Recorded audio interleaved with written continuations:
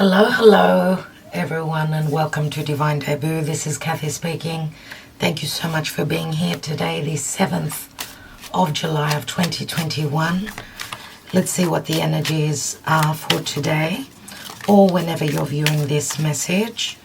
Thank you so much for your comments, for joining me every day and supporting this channel. Those of you that are on Patreon, please know that the new moon in Cancer reading is up as we go into all the individual signs and in which area of life that affects you and how. Thank you for being with Divine Debut on Patreon. Let's see what's going on today. Three cards today. We have the Moon, we have the Empress, and we have the Queen of Cups. Very, very much around the new moon energies.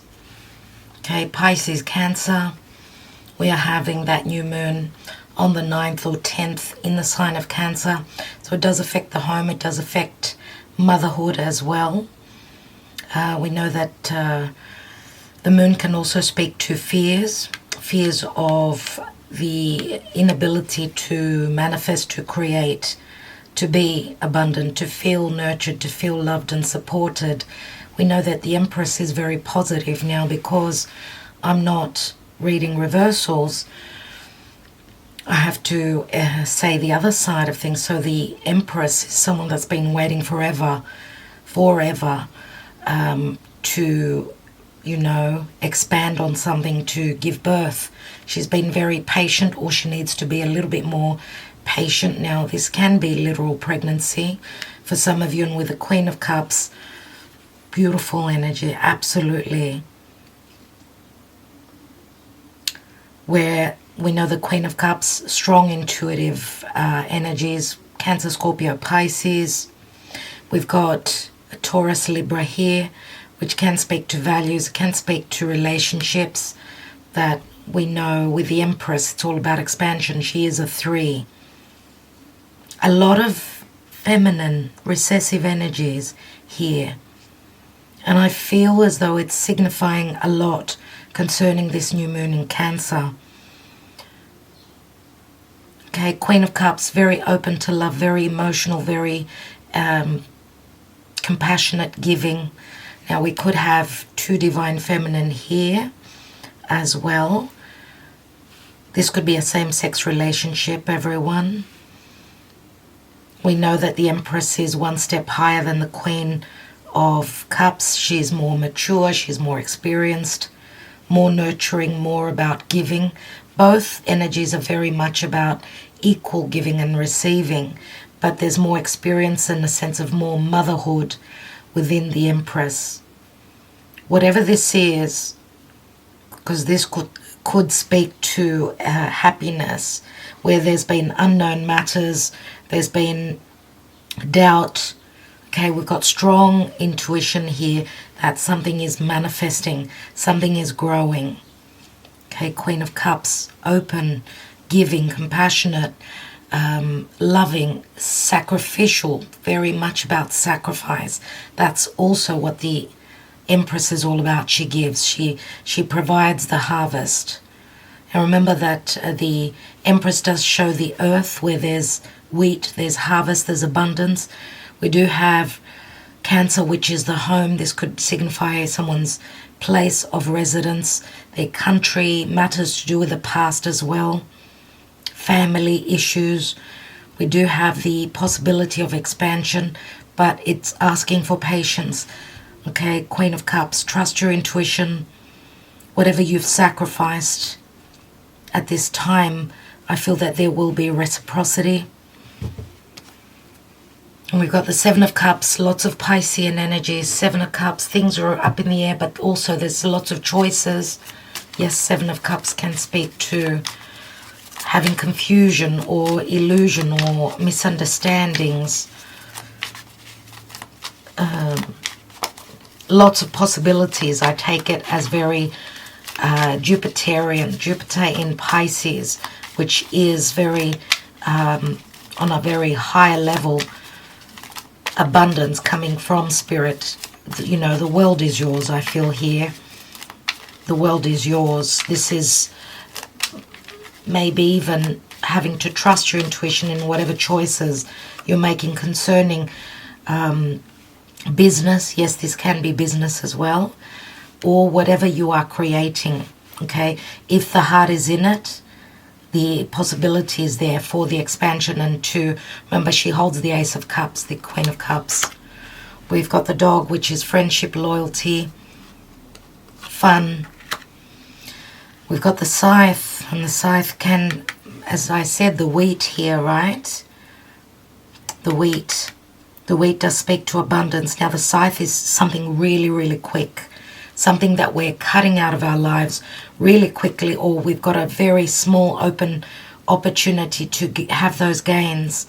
And we need to take that chance, take it quickly, because with the book here, and the book can speak to knowledge, it can speak to secrecy, can speak to it is Neptune in Pisces. It does speak to information, research, maybe even matters of secrecy. Someone could be sharing something about their loyalties, about who they were loyal to. They could be sharing something to do with wherever there's been deception. Okay, wherever there's been deception and a lack of clarity, someone's received knowledge, or they're going to see information that they did not know. Okay. Ooh, and the snake. The snake does speak to wisdom, yes. Whatever the snake is, because it can be a third person, another person in the picture, right? It's usually the other woman. This can speak to many, many things. We know that the snake does speak to moon in Cancer. It can speak to seduction, a strong sexual desire, craving, anything that's forbidden. Okay, even forbidden knowledge will be, I feel, will be communicated, will be shown with this new moon. And we've got Scorpio here, Scorpio in the Death card. Lots of water. A lot of things that were hidden are going to come to the surface. There is a healing energy, I feel, with this new moon. Now this new moon, everyone, is opposite. Let me just have a look.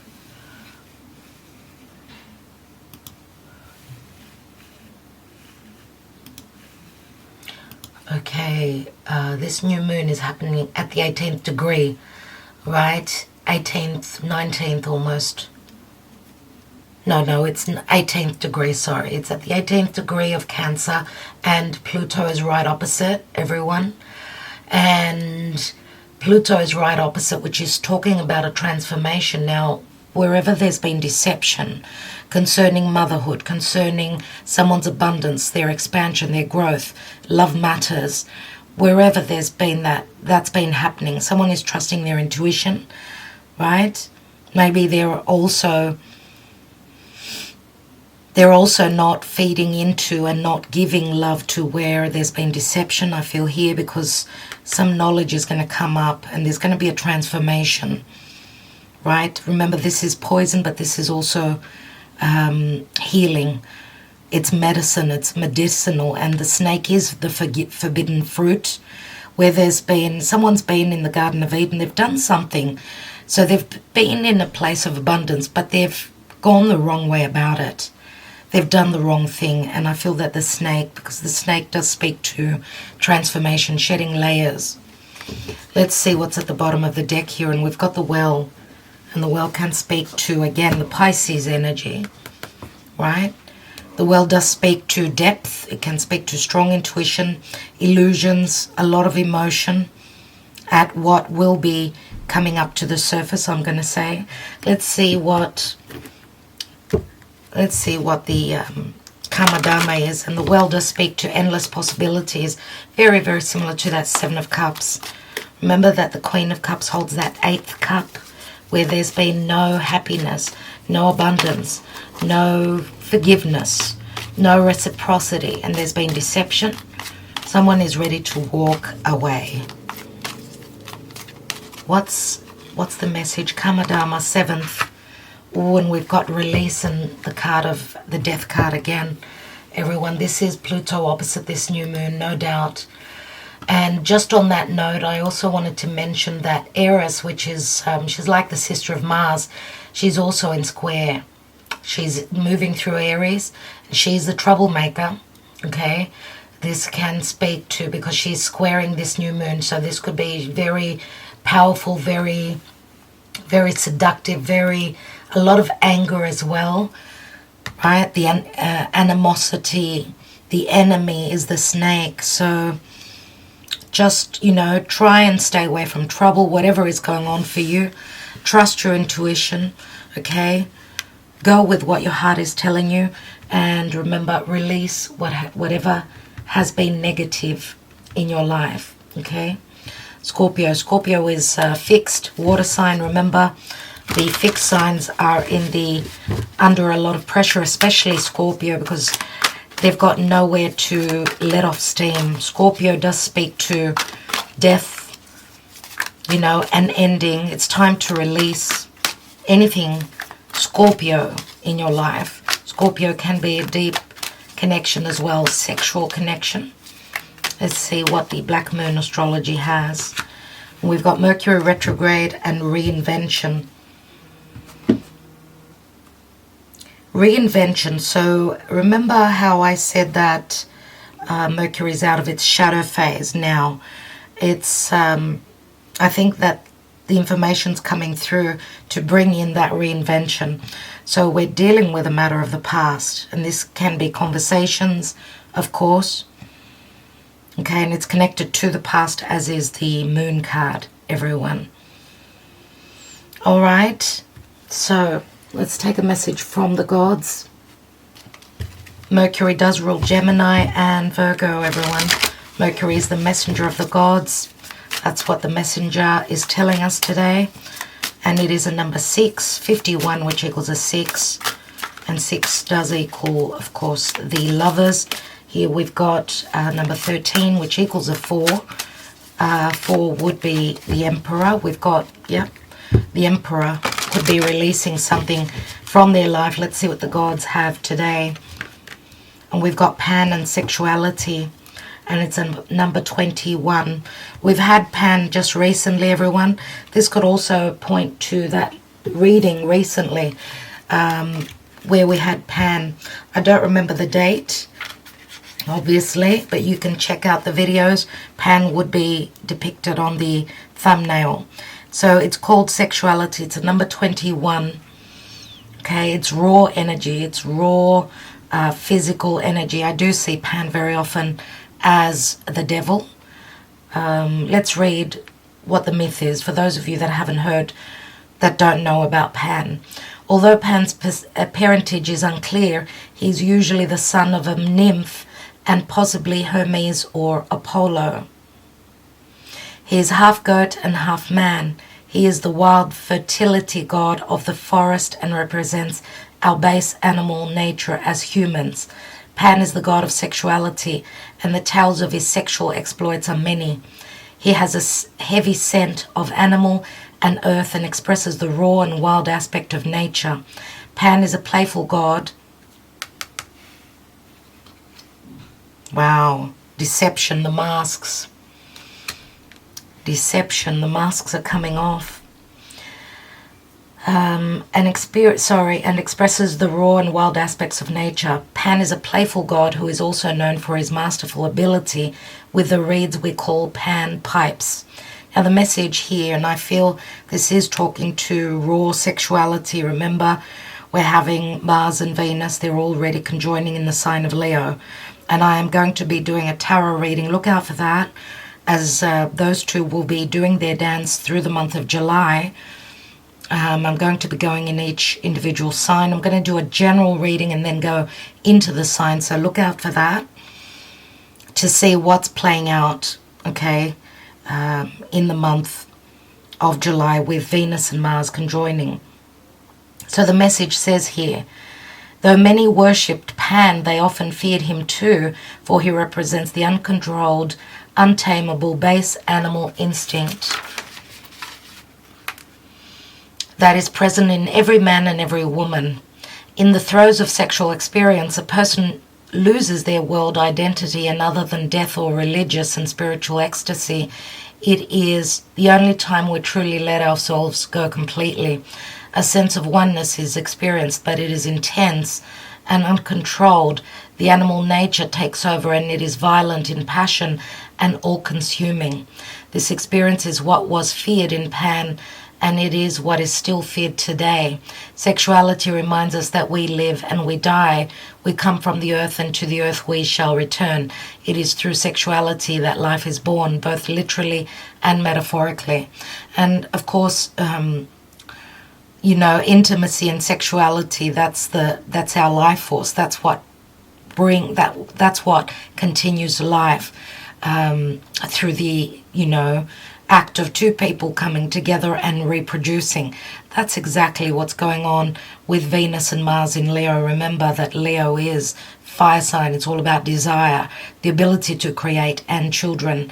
Remember also that I want to point out to you that they were lovers in mythology, so this does speak to a little bit of danger. I do feel that those that are stepping out of relationships at this time, they cannot withhold their animal wild desires. Be careful, because it could be a time of forming karma. Okay, be careful because you're playing with fire. Take care if you can, because remember that Saturn, which is all about integrity, is right across Leo in Aquarius. But some things are just meant to happen, I suppose, so let's go with it. Whatever your heart tells you, whatever your intuition is telling you, you need to go to. No one can advise you on what is right and what is wrong for your own personal life. You are the master of your own life and your destiny. Now, we base much of our lives around what we do, and though working hard and being productive is godly, the animal nature is about being, experiencing, and taking the mind beyond the mundane experience of productivity. To become sexually intoxicated, that's where I see the devil, you see, is to totally surrender this worldly controlled identity, and when either the inner or outer culture is not in harmony with the animal nature, it breeds shame, fear, and denial. This is a time for connecting to your natural, raw, and wild animal nature. It is a time for bringing balance to this area of your life. And I want to add also that Pluto is all those things that it just spoke of. All those adjectives, right? Animal nature, shame, jealousy, denial. Pluto is very deep. And Pluto can be all those dark and hidden negative, dark emotions. Remember, Pluto rules Scorpio. This is a time for connecting to your natural, raw, and wild animal nature. It is a time for bringing balance to this area of your life. Are you ashamed, fearful, frustrated, or bored with the sexual aspects of yourself and your life? The only way to overcome these feelings of agitation or restlessness is to explore and play. This is a time for accepting and embracing this aspect of your nature, a time for feeling wild and connected to life. Let go of your worldly productivity identity for a while and play. Remember, that's what Leo is. It's all about play. And goodness me, I've seen Leo people losing it at this time. I don't know what your opinion is, or you're connected to Leo people, but because Mars and Venus are in the sign of Leo, they want to play all right, and they're full on. Okay, so I'm going to wish you all well. Thank you so much for being here. Remember that Pan, sexuality, number 21, which equals a 3 again. 21 can also speak to the world, an ending a major karmic chapter in one's life.